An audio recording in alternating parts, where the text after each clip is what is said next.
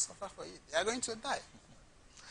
Let us also get the reaction of Clifford. Clifford, this time be fair. All right, be fair. It is you and I in the studio. Let's have a conversation. All right. So, but again, these bandits are saying that the federal government, one of the reasons why they've made this threat is because the federal government has refused, to come to terms with them. The federal government has refused to negotiate and make an agreement with them, and therefore they are threatening right now that in 24 hours they are going to start the killing of the victims still in their possession in the next 24 hours.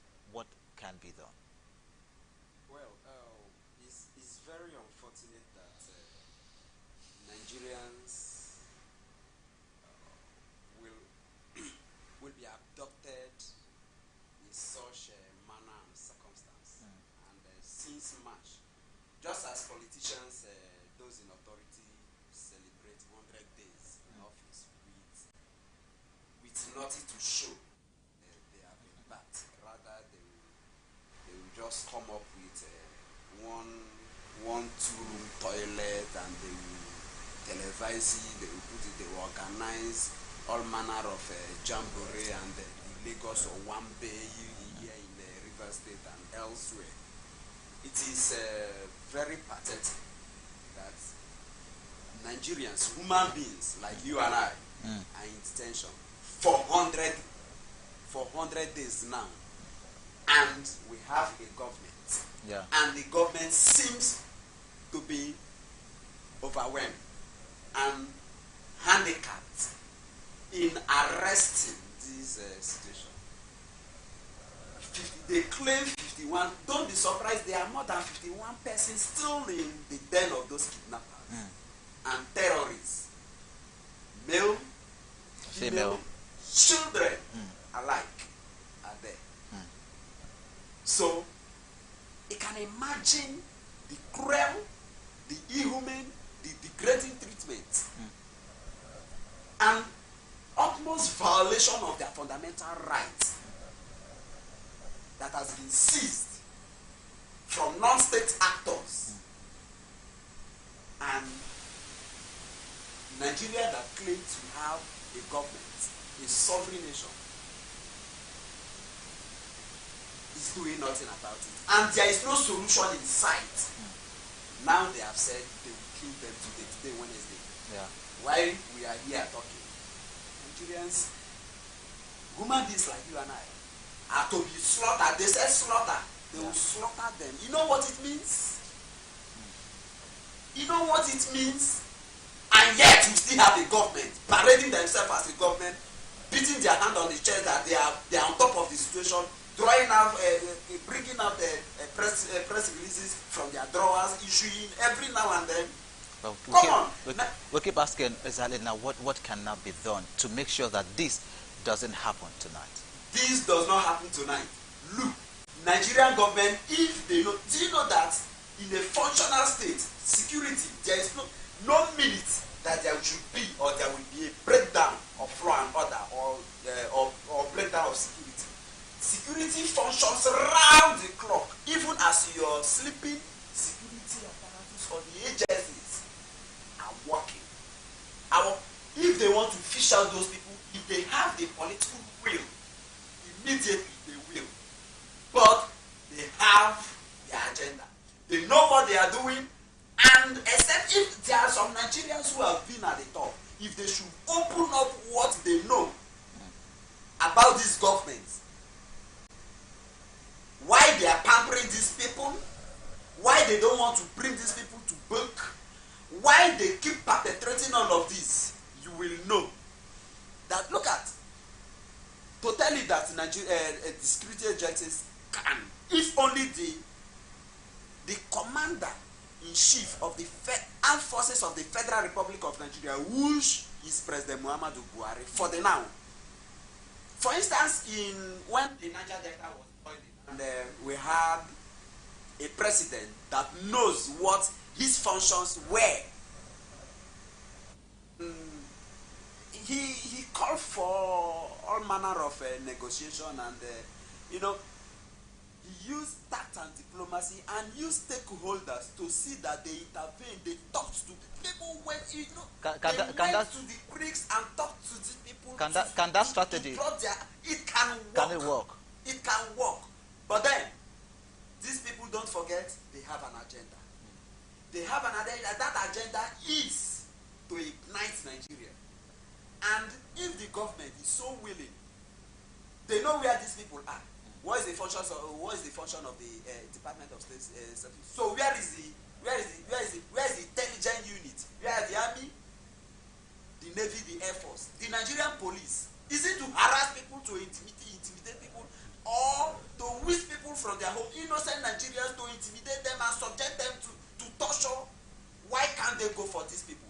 They can, if only the president has the political will. And I am putting it to President Muhammadu Buhari that he can rescue these people this moment. So let us hope that the president is listening to us right now. Let us hope that the president does what is right, because these persons are our brothers, they are our sisters, they are parents, they are relatives, they are friends, and they are Nigerians most especially, and these people are human beings. And we're hoping that the president and the federal government at large does the needful to ensure that lives are not being wasted tonight. It is well. That's all we can say on this. Well, moving on to the next story. Buhari visits Kuje after terrorist attack. Now, the President Muhammadu Buhari visited the Kuje Correctional Facility where terrorists attacked today. Recall that gunmen suspected to be Boko Haram fighters stormed the facility on Tuesday, rather yesterday, and they blew up part of the facility using dynamite and freed at least 600 inmates. However, the president on Wednesday visited the prison facility to assess the level of damage. He was surrounded by a host of security operatives, including the DSS, the military, and the police during the brief tour.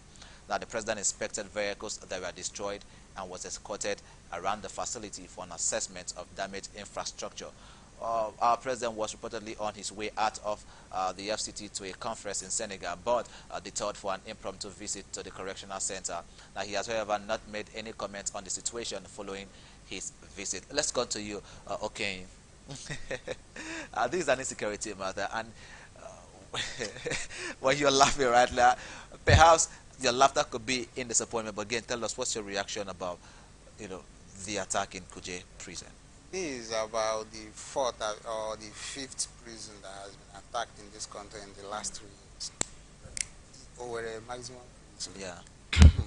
Oyo prison was attacked. Jos prison was attacked. And Kogi prison was attacked. And then the prison was attacked in the seat of power. And as we are on air, the Minister of Interior still has his job. The Controller General of the Prisons still has his job. The Director of the DSS still has his job. And the Police IG still has his job. So, I mean, everybody is comfortable. It's what I have been saying, that it will get to everybody if this government doesn't sit up. And this actually shows that Nigeria doesn't have any security. We actually have people who pretend as if they are securing us, but in the actual sense, they are doing virtually nothing. Because you cannot tell me that in the seat of power, it could take these guys, let's say 30, 40 minutes or 1 hour, to carry out that act. And there is no prompt response that can, a kind of respond immediately and stop the attack. No, I actually forgot about the Benin prison break, because that is the 6th. And then there's another one in Benin, I've forgotten it, because on that October 2020, they attacked Benin prison, the NSAT, 2 prisons were attacked. So we will now have 7 prisons attacked under this administration. Wow. And people are still having their jobs. So what do you want me to say, man? I am tired. And I believe me, everybody is tired. All of us are waiting that the day it comes our turn. Then let's say our last prayer and take it the way it is, because nobody is doing anything. Security is the job of a government that knows that without security, there will be no investment. Without security, life will be brutish and short. Without security, society is destroyed. Now, how do you ask for the investors? Every day we'll see our politicians want investors to come and invest in Nigeria, and then they will attack up to 8 prisons and do all these things. Wow. So that is the issue. In the last 3 years, we had about 7 prison attacks, and people are still having their jobs. And there is no preemptive measures employed in other prisons in order to foster further attacks. So it goes to show that Nigeria has failed. All of us should accept the fact that the country has failed. Now, what we should be looking at is, okay, what's the solution? How are you going to recover the country? Yeah. How are we going to repay the damages that have been done in the last 7 years? These are the issues that should be on the lips of everybody. But Nigerians are not actually talking about it. Because people are looking for food. Yeah. You understand me? You cannot tell a hungry man to come and analyze security issues for you when he's looking for food. He has not paid his bills. No pay, landlord is on his neck. Police is on the road attacking drivers for just being drivers. So that is the issue. Nigeria has failed. The government has actually hands up and said, okay, we have failed. Because that they have not come out to say, fellow Nigerians, like Buhari has not addressed the country and said, fellow Nigerians, we have failed. Doesn't mean that we have not had that understanding that the government has failed. It has failed. Yeah. And security has failed. So we are at the mercy of bandits and kidnappers and killers and anybody who picks up arms tomorrow and say, oh, it is your turn next.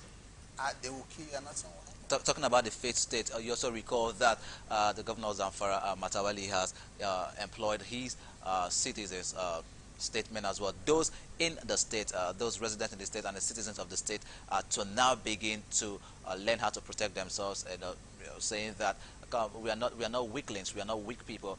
If we're being attacked, everyone go ahead and fight your battles for yourself. Go ahead and begin to learn to defend yourself. Let me quickly get a brief reaction from you regarding that. Okay, you talked about the failed security state that we have in the country, Nigeria, and Governor Matawali, in the bid, of course, to help fast track and provide security for his people, has urged his people to say, everyone, learn to defend yourself. You know, it's been on the news for some weeks right now, and he's saying that, yeah, you can also get your arms. Of course, it's going to be licensed. Is that a way? Do you think that is a good way to go? Just a very brief reaction of that as we move to the last story. This goes to the point that as when you say that one is a chief security officer of a state, there are a lot of things attached to it. So if you, as a chief security officer of the state, can now say, we failed though, we cannot though, and you know the issue of security is on the exclusive list, it's not on the concurrent list, where state, they merely bear the name chief security officer. It boils to the president and the presidency on anything security. They cannot even order the commissioner of police posted. It's always political, even with the posting of the security heads to a state. It's political. Governors are not in charge. Governors are not in control. Sometimes you have to lobby to beg for them to even be for you to see that there is seeming security of life and property. But it's not always that way. So for the governor to cry out loud is an exposure. It exposes the fact that Nigeria is a failed state. A state where there is breakdown of law and order, security, there is insecurity everywhere. People cannot feed again. There is no food security. My brother, Nigerians are this very strong in nature. Hence, Nigeria will have been boiling by now. They will have come out in the street to topple this government, just as it happened in the Arab Spring. It will have happened. It happened in Tunisia. It can happen in Nigeria. An example, 2020 was there. It was a lesson. They know we can do it. Nigerians can do it. The youth can do it, and we will take surely repair this country. They should come out and kill all of us, but Nigeria must be rescued because they have all failed us. They have all failed us. I'm not supporting any political party. I'm not supporting any candidate. But when the time comes, Nigerians will come out. If already Nigerians are just tired. Even the president is just counting down. He is tired. He's a military general, Major General Muhammadu Buhari, but he said he will go to war. Where has he gone to? Look at tonight, 51 persons and above will be killed in Kaduna or wherever. They know where these people are.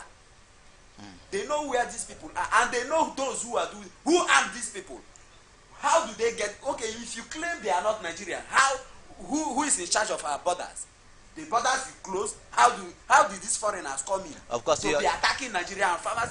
So Nigeria is in its facet has failed. That is just the truth, and it should be rescued.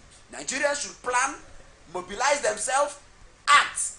And since a lot of persons are waiting for the ballot revolution, get your PVC that day of the election. Go vote, protect your vote, and choose a candidate of your choice, a candidate that you know that can rescue Nigeria for the best. And in other words, what Clifford is saying, of course, mobilize yourself. That means go get your PVC and then vote the right person come 2023. Well, there's still a lot to talk about tonight. Let's go to the last story this evening, where we have Peter Obi saying, talking about the frequent trips that he has made, and of course he has rejected the offer to learn how to make Nigeria better. He spoke on the national TV this morning, saying that all his trips these days, you can actually ask Pat Otomi, that he came back with Pat Otomi, and that he's been meeting people who can help him, make sure that the nation is being made better. According to him, he said not when he goes into the office and that's the time he will begin to start looking for individuals. He's talking to people that can help us find the funding, find the support to be able to turn around the situation we are in Nigeria. Let me go to you again, okay. Presidential candidate rather, of the Labour Party, Peter Obi. Of course, recently we heard that he's been making a lot of travels. The most pronounced has been the one he made to Egypt, saying that he went to understudy the power sector of Egypt. And he has come out to say that the reason why he's been making some of the travels is because he wants to learn how to make Nigeria better. Perhaps he's having the hopes that, come 2023, he could emerge as president that in a few months from now. Yes, there is something they call comparative analysis. You compare what you have and what other people have and what the other person has, and then you'll be able to see the gaps in the one that you have. And Nigerian politicians actually don't learn. That is why the uproar about his traveling to Egypt, was very, very, it was, I don't know how to describe it, but there is this energy that people deployed to actually, in trying to make it look as if he went there for frivolity, okay, to relax. Anybody who goes to Egypt to go and learn something is seen as an alien. And we understand that that mentality, that sentiment. You understand me? A leader is supposed to be grounded on issues. Nigeria has a power issue. Look at all the gas power plants, IPPs in the Niger Delta. Go to Afam, is underproducing power. Go to the one at Ebema, it is underproducing power. Go to the one at Omotosho, it is underproducing power. It's not that government has not invested, but there are technical issues that make these power plants unable to produce. And then there is also the issue of distribution. The discos don't have the adequate facilities to actually carry power from the Gencos, to the homes. And these are the issues of investment and knowledge. You understand me? So a leader who doesn't have that knowledge will come back. If he wins eventually, he will come and continue from where the rest stopped. So that's the issue. But Nigerians our leaders don't learn. You understand? We have all the decrees, but comparing country to country, analyzing how they got to where they are. We don't do it. It's either we go there to relax and enjoy ourselves, attend one seminar and use it to cover up, Yeah. and then we come back and we live the way we are. Yeah. And everybody's okay. Okay. If you give Nigeria power, constant power. I was listening to Professor Barton Naji, former Minister of Power. He was saying that Nigeria needs at least 100,000 megawatts. Yeah. If you give Nigeria even 50,000 megawatts constantly, this country, in 10 years, this country will be rubbing shoulders with you. Even in your station, I know you have power issues. Small businesses, they have power issues. Any president that comes in and solves that problem must have added so much money to Nigeria's GDP. And somebody who is eager to learn should actually be appreciated, rather than the way Nigerians are seeing it as if, it's a crime to learn. Thank you very much, okay. I must apologize. We might not be able to take more thoughts because already we are completely out of time. This evening, I must say thank you so much, Clifford, for coming on the show this evening. Thank you very much. Thank you. And of course, once again, thank you, okay, for also being on the show tonight. Thank you. Thank you. Of course, to all our beautiful viewers, thank you for staying tuned on the show tonight. And we're really hoping, our fingers are crossed, we're praying that the threat by the bandits holding down the 51 captives in their custody right now, we pray that that threat doesn't come to pass because they have said that they're about to start slaughtering and killing those individuals in their custody. Our prayers goes out to the families. Our prayers also goes out to them that they are going to be rescued and the government is going to intervene speedily before this threat is being carried out, because these guys are our brothers, they are our sisters, and we're hoping and looking forward to make sure that these guys come back home. We still have our trust and our belief in the federal government of Nigeria, and we are trusting that they will not fail us tonight. Once again, thank you so much, our beautiful viewers, for being on the show tonight. And of course, you can follow us on all our social media handles: Twitter at Atlantic TV Net, Facebook and YouTube is at Atlantic Television Network, Instagram is at Atlantic TV Network. Do remember that peace and unity are the pathways to progress. And of course, please stay tuned for the rest of the programs on Atlantic Television Network.